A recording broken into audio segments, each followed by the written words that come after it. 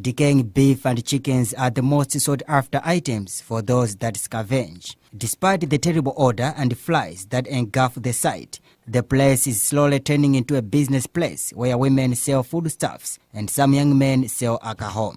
Consequently, reports that there are plans to relocate the dump site are not welcomed by the scavengers, who feel the move would disrupt their livelihood. According to one of the young men we talked to, collecting garbage for food and supply is the only life he knows. We have a life here. The little we get keeps us going. If they close it today, we will suffer. If they cannot assist us in any way, we can become robbers because we earn a living here. Mrs. Maduka sells Irish potatoes, popularly known as zipointe, at the site. She says the garbage site is her catchment area. She too wants the site to remain. We do our business here. The young men you see here have problems. We hear there are plans to close the site. If they close it, where are we going to go? We have nothing else to do. However, for Group Village Head Mpepo, closure of the dump site is the only solution to the health risks his people are exposed to. Mpepo, who has been protesting to the city councils, says rivers and streams that pass through the dump site are all polluted. The Group Village Head explains that his people have no safe water to drink because of the dump site.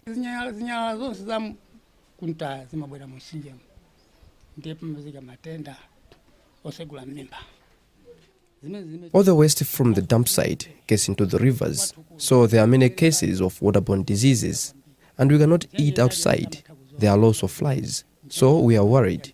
We don't have safe water. We want the city council to relocate the dump site.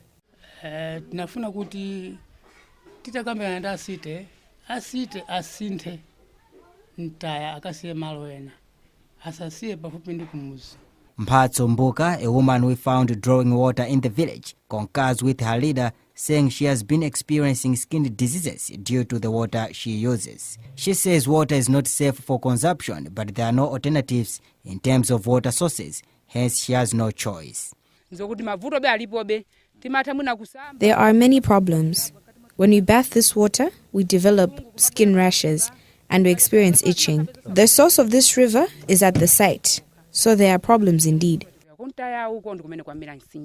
Poor waste management at NZ dump site is a major concern, which puts the lives of scavengers and communities in danger. Assessment of water quality at Moto Village near the dump site by the Environmental Concerned Youth Organization, ECOYA, and Society for Friends of Environment and Technology, SOFIT, from June to August in 2016, confirmed numerous physical, biological, and chemical threats.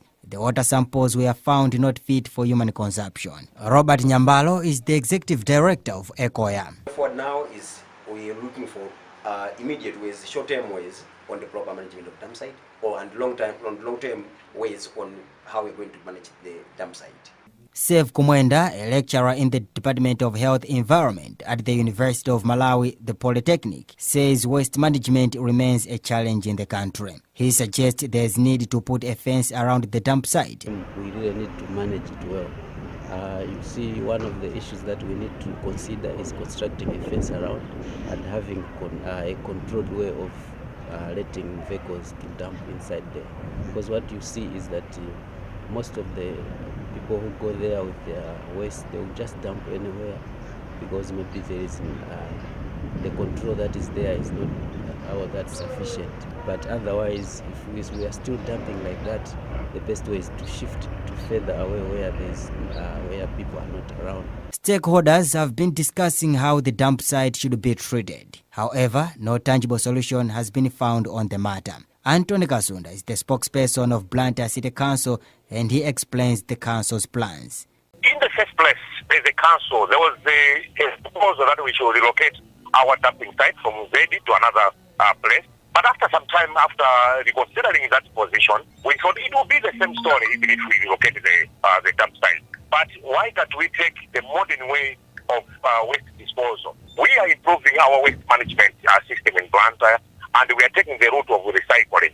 There are a number of companies and the organizations that have shown interest to partners in this regard. And shortly, the waste that we are complaining about today, people will rush for the same waste so that they can sell to this company. When all is said and done, the big question is, for how long will the communities around Nzedi survive waterborne diseases that have become a daily risk? For Times News, I am Patso Katona.